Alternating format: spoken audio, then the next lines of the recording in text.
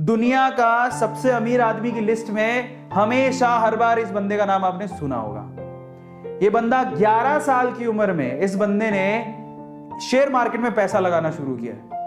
ये अगर आप कोई भी शेयर मार्केट में डील करता है उसको वॉरेन बफेट के बारे में जरूर पता होगा और डेफिनेटली वो ये जो है ना इनको गुरु मानता होगा, क्योंकि ये पूरे दुनिया में शेयर मार्केट में I think I can say कि ये बहुत बड़े मेंटर है, बहुत बड़े गुरु हैं।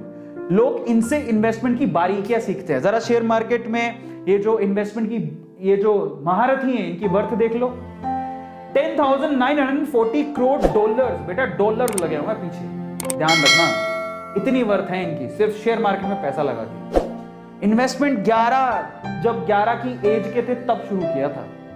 1965 में ये बर्कशायर हैथवे जो इनकी खुद की अभी कंपनी है, लेकिन 1965 में तो नहीं थी, उन्होंने उसका शेयर $15 में खरीदा था, $15 में। आज उसका शेयर $4 लाख है। एक शेयर की कीमत $4 लाख।